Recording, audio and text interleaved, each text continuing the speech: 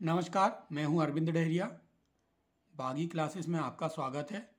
और आज के लेक्चर में हम सिंधु घाटी सभ्यता के पतन के विषय में जानेंगे।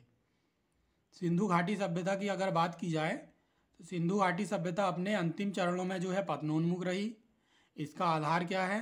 क्योंकि इस चरण से, इस काल से जो हमको बर्तन प्राप्त हुए हैं दोस्तों, वह बहुत निम्न कोटि के हैं।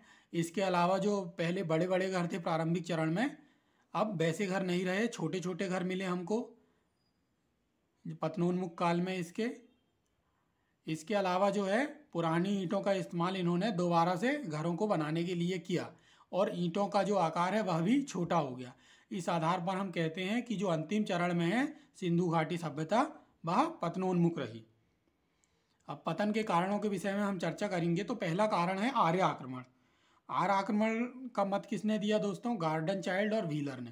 किसने? गार्डन चाइल्ड और व्हीलर ने। और इन्होंने क्या प्रमाण प्रस्तुत किए इस पक्ष में? व्हीलर ने क्या किया, जो हरियूपिया शब्द है ऋग्वेद में, उसको कहा कि यही जो है हड़प्पा है।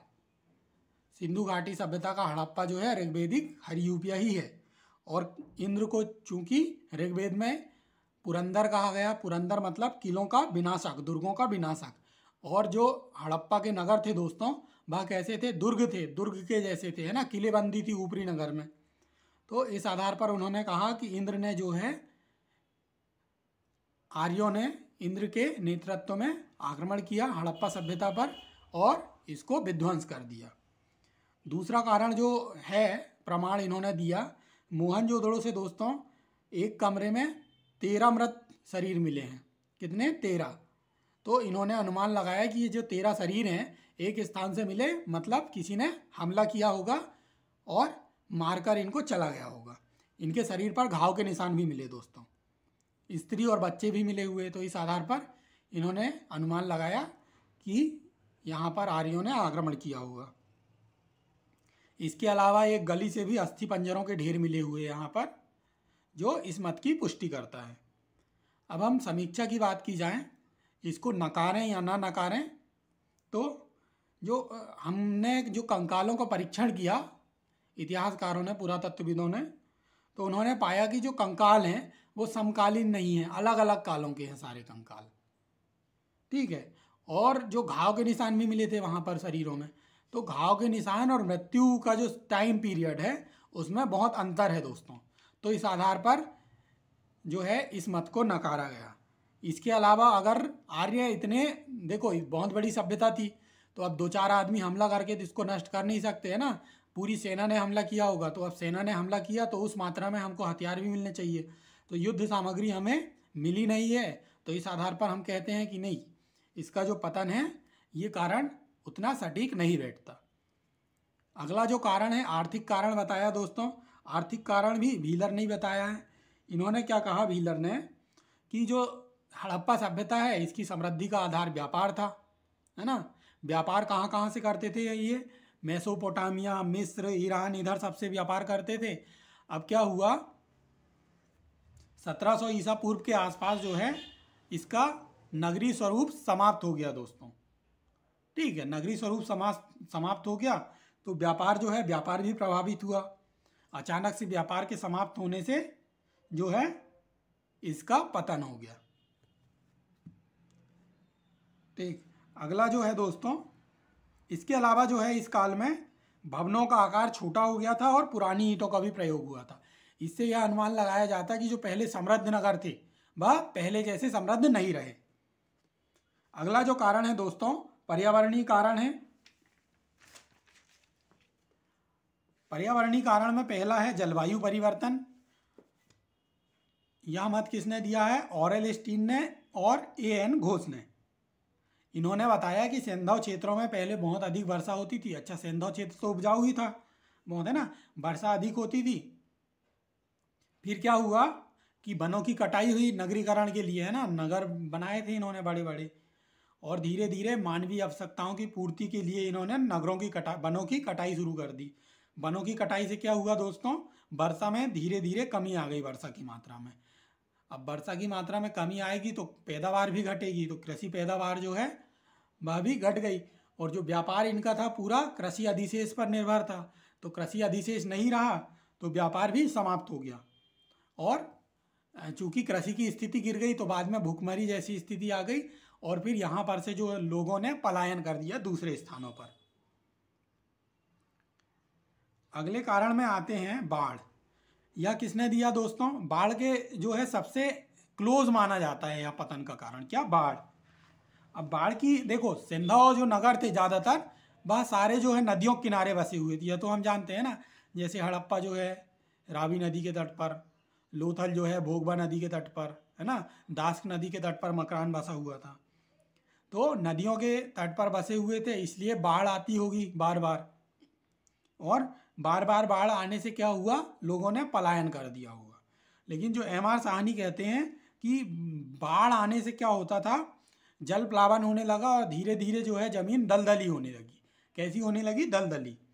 अब दलदली हो जाएगी ज़मीन तो खेती तो वहाँ पर होगी नहीं, तो खेती प्रभावित हुई इससे, और जब पैदावार कम हुई तो लोगों ने यहाँ पर से पलायन शुरू कर दिया।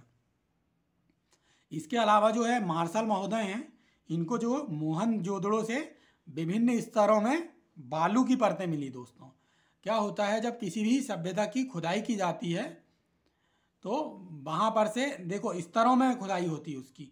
जैसे एक स्तर आया, फिर कुछ गहराई तक खुदाई करने के बाद वो स्तर समाप्त हो गया, दूसरे स्तर के प्रमाण मिलने शुरू हुए। तो ऐसे अलग अलग स्तरों में उनको बालू के प्रमाण मिले हैं, बालू की परतें मिली हुई हैं। तो बालू की परतें अब नगरों में कैसे आएंगी? उड़ के तो आएंगी नहीं, है ना। तो कैसे आएंगी? बालू क्या है, नदी में पाई जाती, तो बाढ़ के पानी द्वारा ही आ सकती है बालू। तो इस आधार पर इन्होंने कहा कि मोहनजोदड़ो जो है इसका पतन जो है बाढ़ से हुआ। मैके को भी इस तरह चन्नू दाड़ों में बाढ़ के प्रमाण प्राप्त हुए। माधव स्वरूप वत्स जो है इन्होंने बताया कि जो इस सभ्यता का जो पतन है वह नदियों द्वारा मार्ग परिवर्तन होने से हुआ।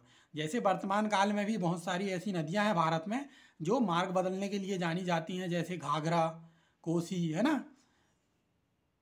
तो ऐसे ही उस टाइम पीरियड में क्या हुआ, रावी नदी ने मार्ग बदला होगा, तो इससे क्या हुआ, हड़प्पा का विनाश हुआ। इसी तरह एस.आर. राव ने बताया लोथल और भागतराव जो है यहाँ भी जो है भीषण बाढ़ या नदियों द्वारा मार्ग परिवर्तन के कारण इनका पतन हुआ। ठीक है। अब जब बार बार बाढ़ आने लगी तो क्या हुआ, लोग परेशान हुए होंगे वहाँ के, और फिर वह ऊंचे स्थानों पर बस गए होंगे जाके। तो बहुत सारे जो है क्लोज प्रमाण हैं, सबसे सटीक जो माना जाता है पतन का कारण वो बाढ़ माना जाता है दोस्तों। अगले कारण पर चलते हैं। तो महामारी कारण दिया है किसने? KUR कैनेडी ने। इन्होंने बताया, इनको कुछ नल कंकाल जो प्राप्त हुए थे मोहनजोदड़ो से, उन्होंने इसका परीक्षण किया दोस्तों, और परीक्षण के बाद निष्कर्ष निकाला कि जो सिंधु लोग जो थे मलेरिया जैसी कोई महामारी से पीड़ित थे, और इस महामारी से ही इनका पतन हो गया। जैसे अभी कोरोना महामारी आई, कितना नुकसान कर दी हमारा, तो ऐसे ही इन्होंने अनुमान लगाया कि जो है इनका पतन महामारी जैसी कोई, मलेरिया जैसी कोई महामारी आई होगी और लोगों का, इस सभ्यता का पतन हो गया। अब एक जो है गाज के प्रमाण भी दिए दिमित्रियेव ने, है ना। हालांकि अपने को तुक्का लग रहा है ये, लेकिन तुक्का नहीं, उन्होंने कुछ पक्ष में प्रमाण दिए हैं। स्पष्ट प्रमाण तो कोई है नहीं, इसलिए इसको भी हम मान सकते हैं। तो दिमित्रियेव ने क्या कहा दोस्तों कि यहाँ पर पिघले हुए पाषाण अवशेष मिले उनको, और नरकंकाल भी जो है तीव्र जो उच्च ताप से पिघले होने के इनको प्रमाण प्राप्त हुए हैं। तो उससे इन्होंने अनुमान लगाया कि यहाँ पर बहुत गाज गिरी होगी, अदृश्य गाज, जिसका टेम्परेचर जो है लगभग 15,000 डिग्री सेल्सियस रहा होगा, जिसके फलस्वरूप सब कुछ नष्ट हो गया, वायु विषाक्त हो गई और लोगों ने पलायन कर दिया या तो उनकी मृत्यु हो गई। अब हम निष्कर्ष की बात करें दोस्तों, तो हम किसी भी जो मत को है नकार भी नहीं सकते और उसको पूर्णतः स्वीकार भी नहीं सकते। तो इस आधार पर हम यह कह सकते हैं कि जो सिंधु घाटी सभ्यता है इसका जो है अंत अचानक ना होकर कोई दीर्घकालीन प्रक्रिया का परिणाम होगा। ठीक है, अचानक ना होकर दीर्घकालीन प्रक्रिया का परिणाम होगा, धीरे धीरे हुआ होगा इसका अंत। ठीक, तो आज के लेक्चर में इतना ही दोस्तों। अगले लेक्चर में हम ऋग्वेदिक काल के बारे में पढ़ेंगे। तब तक के लिए धन्यवाद, नमस्कार, बाय बाय।